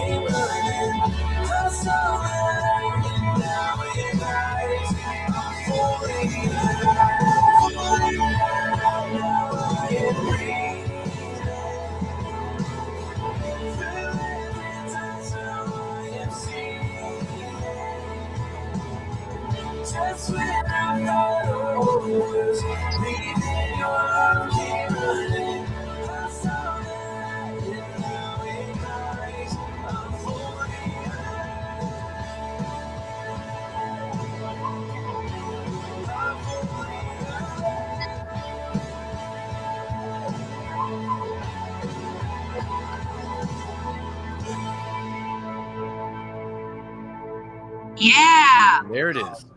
Alive worship from Alive Church right here in Hampton Roads. Good stuff. And, yeah, I forgot to tell you, Keith, we can't talk while that's happening because we're online as well as the song. Yeah. I figured. All the chatter would have covered up the song, and we wanted people to hear No problem. One thing I should have said is, so we were recording that when like everything shut down for COVID. So it was like March 2020 is when I was in Nashville, Franklin, recording the drums and the bass. And it was like the NBA is shutting down. That was like the turning point where it was like, oh, this is serious. The NBA is on pause, you know? And we were actually at Matt Maher's studio. He has a studio at his house. And I just went because my friend that was producing it, he's like, yeah, we're going to the studio. Matt Maher, he owns it. And it's like literally at Matt Maher's house. And you know, he's like a legendary songwriter. So he's just like walking through and you know what is pretty funny too. We needed a bass player on the song and there wasn't a plan for it yet. Cause you know, like now it's like, you can send it to somebody, they can record bass at their house. Drums are a little different. So do you guys know who Kelsey Ballerini is? She's a country artist. Absolutely. Yes. So it's a long story. Was it her bass player? Yeah, her bass player is Sam, who used to play at North Point Church in Atlanta. And so some of the people that were a part of like producing the song were from North Point. And so he was in town. They were supposed to be going to the Tonight Show to play on Jimmy Fallon. That got canceled. So they got stuck in Nashville because they were like, the Tonight Show is on hold. So he was like, hey, while I'm here, do you want me to play bass on your song? I'm like, yes, that would be great. So Sam Bedingfield played bass. Look at that. How cool. It's crazy how it all works together. Yeah, I know, right? That's really awesome. So you were talking earlier about that song being written, you know, years and years ago. Yeah. You have some more songs that you're ready to put in the can and get out there as well? I think so. I mean, I think part of the thing was, let's see how this goes and see, you know. Yeah. So just talking with Pastor Michael last week, the main purpose of, I think, us releasing songs and writing songs is really to disciple our church. You know, it's not so much, you know, somebody was like, oh man, what if this song takes off? And I'm like, I mean, I've been writing and releasing and singing songs for like, I don't know how many years, like 18 years. So I know like there's like a grind to it. I don't have any like preconceived ideas that like, we're not trying to be elevation worship, you know? Right. We're just trying to be alive worship. We're trying to help serve a live church. And so really there's so many songs that people could be listening to, you know, hopefully they're Jesus-centered songs, but songs that could influence, like, let's think about students for a second, you know, they can listen some of the lyrics on songs. Now, I mean, even songs like when I was a kid, songs that I still remember the lyrics to, I'm like, oh my gosh, why was I listening to that song when I was 12 years old? You know what I mean? Like, why do I remember that? We have that conversation all the time. Yes, it's like, and so I'm like, man, if we can put songs in people's ears and in their cars and at their homes and on their Alexas, in their kitchens and all these different things that are speaking life to them, that they can declare, you know, I'm living fully alive. Okay. Like I'm seeing through heaven's eyes, like God's making good everything that breaks my heart. Like if they can sing those things, that's helping disciple them to like truth, versus there might be songs out there that are like fun songs and they don't necessarily have a negative meaning, but they're also not speaking life to you. And so we can help our people that are in our community, you know, have songs that they can worship to in their car, like I said, you know, versus like, you know, we've been doing the song like, so we didn't do the song in church for a while. And once we did, everyone's like, you know, we're not like announcing, hey everyone, this is a song, this is our song. You know, we're just leading worship. So we do the song, and then people are like, man, that song fits our church perfectly. I'm like, yeah, it does, you know. So people will be like, where can I listen to this song? You know, what's so cool about it for me is I'm on this big thing where I'm trying to teach people that we have life eternal, right? And when you say fully alive, and like that, it goes so perfectly with what God is really. He's trying to give us life and never take it back. You know what I mean? Yes. And that's what I think fully alive. I mean, like to the maximum ability of life. And when I think about you know, the things in our life, the bad decisions or whatever, that's always trying to take something from us. But when I hear fully alive, I it's almost like there's no room for the negativity to get in, for the issues to get in. You know, like everything has to be reinterpreted through life. You know, when you hear mistakes, nope, that's called growth. You know, like I hear a redefining of everything when you say fully alive, like because that's what it really means when he says he can take all things. He makes the crooked road straight. He takes all things and turn it for our good. Yeah. And I think that's so powerful because sometimes when we're overwhelmed by issues, we just need to be thinking about his awesomeness. That's and it. that we get to be a vessel for his awesomeness. Yes. And that's why songs like that are so important. And even when I think even in the whole, I always laugh when I think about the whole COVID thing because I know that there's two perspectives of it where the world saw it one way, but God totally did something else. Totally. You know what I mean? Like, I don't think let's just take our church and me personally. Like, as a church, we wouldn't be where we are if it wasn't for COVID. Like our reshaping and like kind of getting back to like what's the purpose of what we're about, like is completely different, you know. And we're seeing. I think we all kind of got just kind of in a rut, and the COVID kind of shook it all up. You know what I mean? I think something like that. That's a good way to say it, you know. And Duke, as you were talking, I was thinking about John 10:10, and we talk about this as like our verse in the church. Like you said, you know, like there's all these things trying to take it away. It says the thief comes to kill and destroy, but Jesus says, but I have come that you would have life and have it to the full, you know. And that's where it comes from. He came that we would be fully alive, not just mediocrity and going through the day-to-day steps, you know. Like when you think about it, even what you said about the music, right? And you're like, I don't think there's a song, if it takes off, then it takes off. You said there's a grind. I know what that grind is. That grind is when you're trying to make it happen. And it is exhausting. It's almost impossible not to mess around with pride and ego and everything like that. But when he just does it kind of like without your permission, then you get the evidence to know that it was him and it's authentic. Yeah. It's authentic, and there's a purity that's there, and that's why I refuse to, like, you know, give in to what you call the grind. I love that you called it the grind because it's really about just letting him lead you, letting him take you, trusting him to the fullest, and then and you get to experience life to the fullest. Yeah. When you trust him to the fullest, it's not easy, but it's true. That's what you do. I know, you know, and I think about thinking about things like people think that freedom is doing whatever you want, but freedom is more about surrendering to what God has for you. And then there's a freedom that you don't have to try so hard and you don't have to control. Now, I'm like you said, it's not easy, you know? So like I've been on the journey since COVID to where, like, part of where I've been is, and honestly, recording the thing in Charlotte was a big part of it. Helping, because that was like the first time in a long time that I had just, you know, it came through this entire 2020 where it was just like, I mean, I still feel like I have PTSD from the like online church and streaming and trying to do live, and are people going to come back, and volunteers that are like, yeah, I'm not coming, you know, like, I mean, it was just crazy, you know, and just working so hard and, you know, for all the right reasons, like just working so hard to do what God wants me to do and wants us to do as a church. And just recognizing that so much of me personally, because I had been, you know, like you said, the pride and ego thing, I have been for the last 18 years, been leading worship in front of people pretty much 50 weeks a year at least, plus other times, plus doing other events, you know? And so it's great. Like, I love it, and I'm like honored to do it. And I feel like God has given me the opportunity to do it and the passion to do it.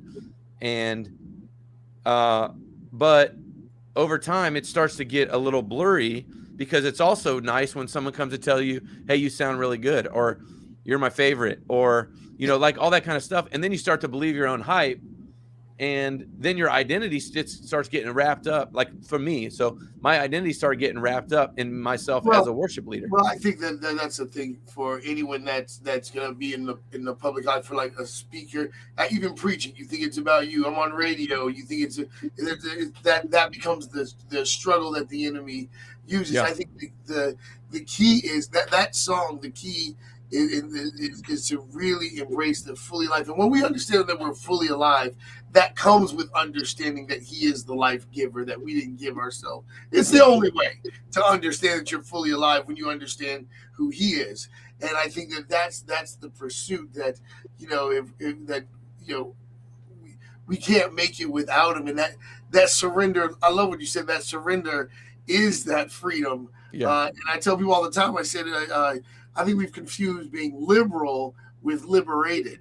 You know, liberated means we're free to serve God. We're free to surrender. We give up our those stones of, you know, ego and and all that stuff that literally steals the ability to enjoy what God is doing with us. Yep. But when I was telling Jen earlier, when I first heard the song, the first thing I thought was this freedom that, and I'm so glad you brought that word up. I got the freedom that I heard when He Reigns came out.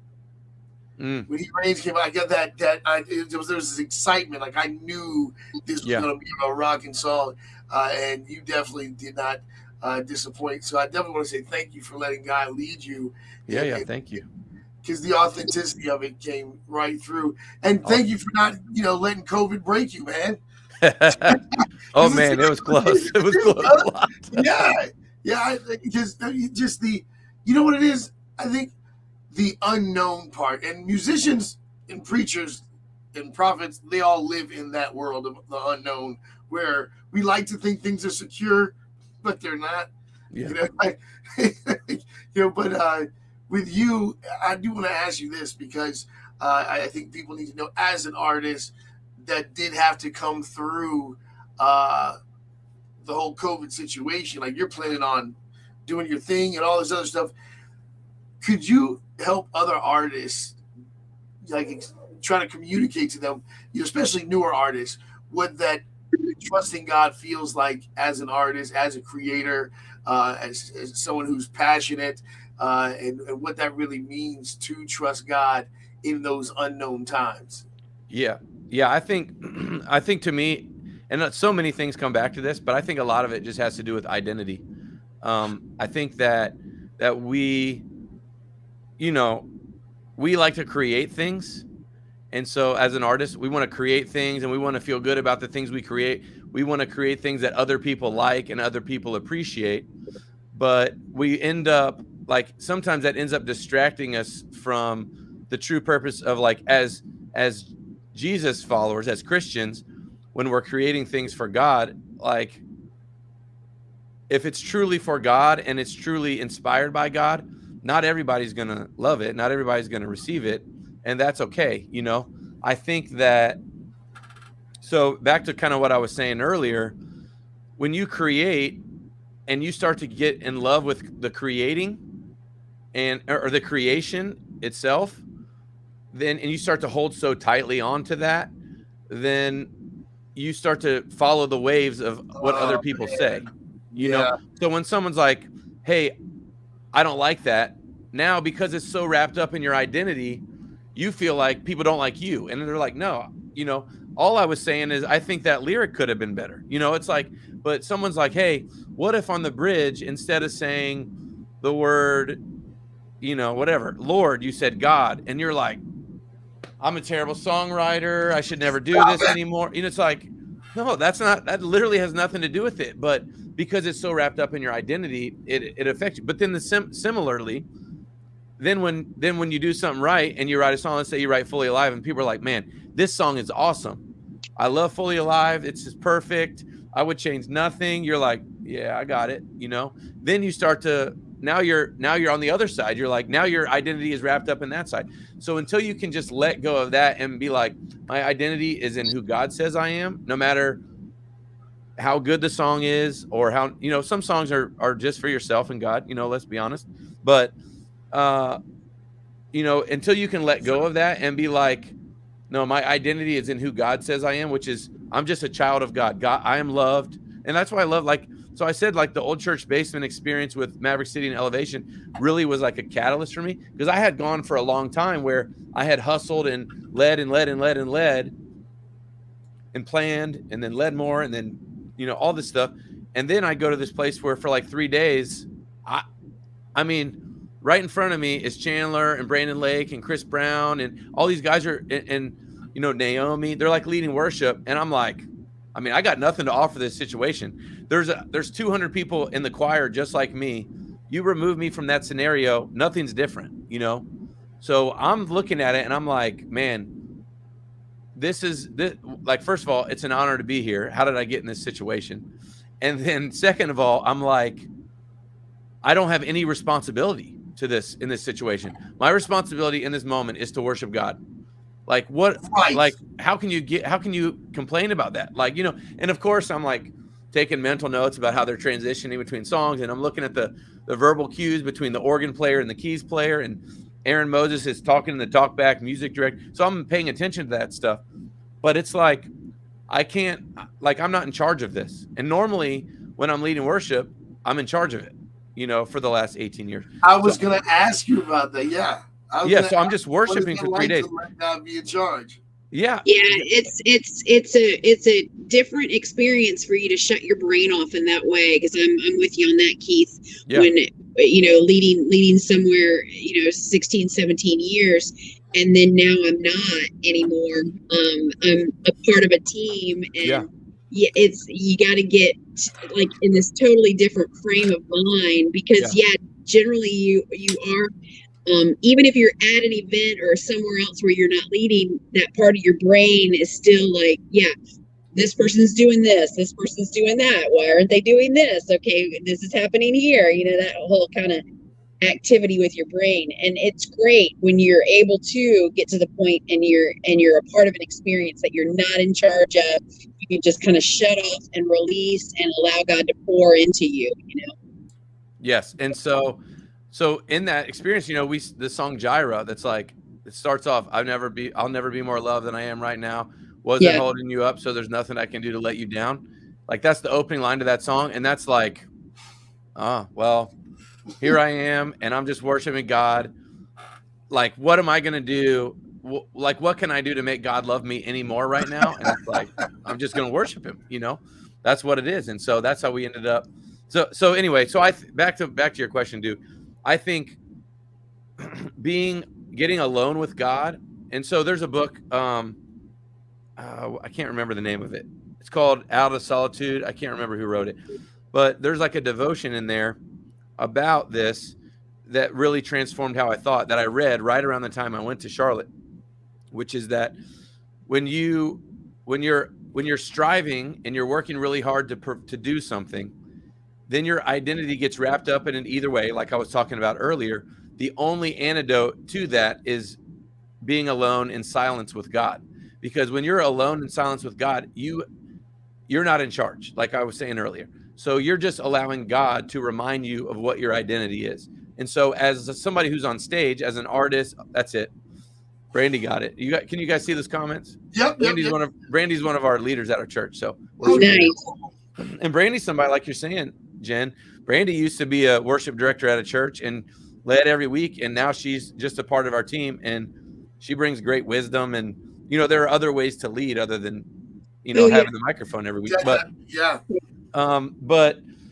when you allow God to speak this to you in silence, it starts to shape who you are when you're in front of people. So, and we tell our team this at Alive Church, that in the onboarding process for joining our team, and we remind everybody too, that if you're only worshiping when the lights come on Sunday morning, then you're not really worshiping God. You're worshiping the experience. Yes. So yes. you have to, like, you can only be somewhere when the lights are on that you've been when the lights are off, if you want that to be authentic. And so you have to get alone with God. You have to worship. So like preparing for a weekend, you have to worship through the songs on your own to really connect with that in order to be the best worship leader you can be. And that, when I say worship leader, I don't mean the person in the middle with the mic. I mean, if you're playing guitar, if you're playing the drums, I'm saying anybody that's up there, you're leading worship. You have to be able to connect with God. And if you don't do that on your own time privately, then when you do it publicly, if you're doing it publicly, then it's not authentic. So I do want to say before we run out of time, because we're almost out of time, Keith, that you have led sessions and workshops. Tell us really quick about your ministry and how people can get a hold of you if they're interested, and maybe even having you come share some of this insight with other people. Yeah. First of all, I think I just learned by making mistakes. So that's the best teacher. Yeah. So, like one leadership lesson I learned about being a worship leader, I learned the hard way, is just be the first one there and be on time. It's so basic, and it like helps your life in all areas. But I learned that when I had a team of people that I asked them to be on time every week, and I wasn't ready when they got there. So then they started coming late, and I started getting mad. And they're like, but we get here on time and you're not ready. And I'm like, So I learned that the hard way. So now I can help people. Just trust me, just be on time, be early. That's your best bet. But things like that, so I do have a Mr. Miyagi thing going on. Sunday floor. Yeah, that's yeah. So I don't do as much with it now just because I'm, so busy with church, but 360 Collective is the organization that I helped start in 2015. And so periodically, maybe like once a year, we'll go do like a conference. Well, it's like kind of like bring a conference to you. So it'll be like a Friday and a Saturday where, people go to, there's like a worship leader conference. I'm not saying the worship leader conference. I'm just saying generic worship leader conference in Nashville or whatever, or California or Chicago. That's, $400 for a ticket.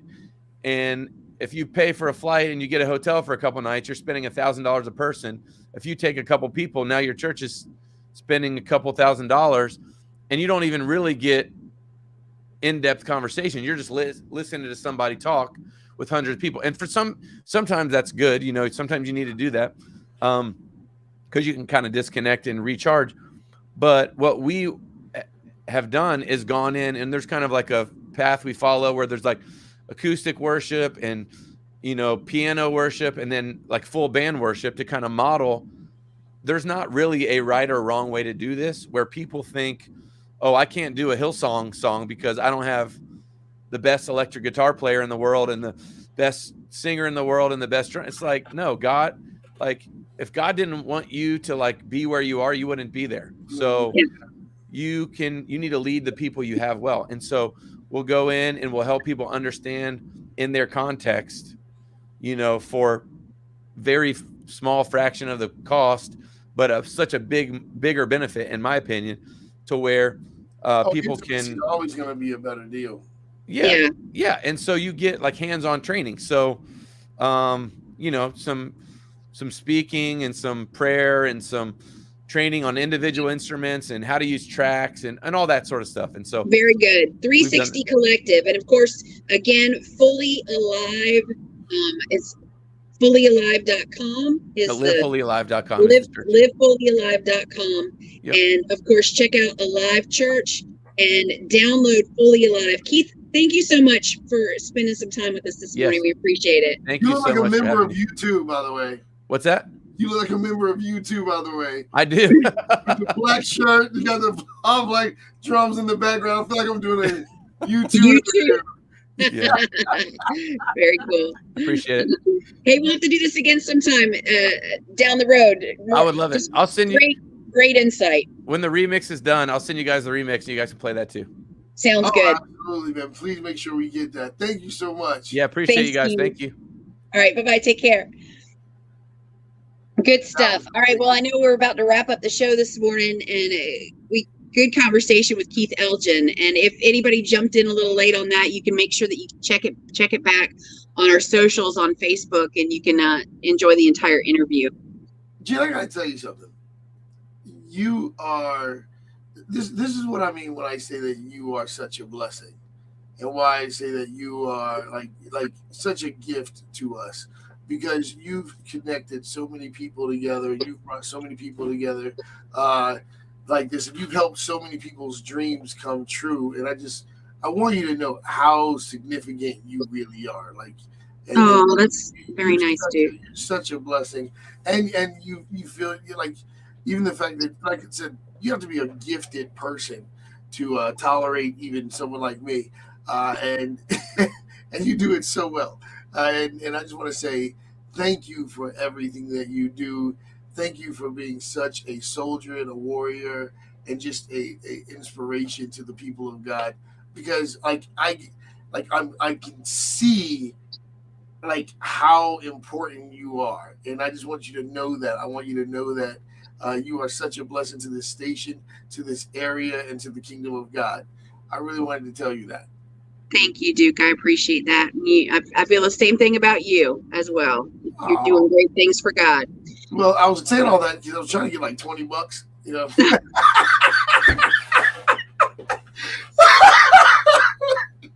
Oh my God.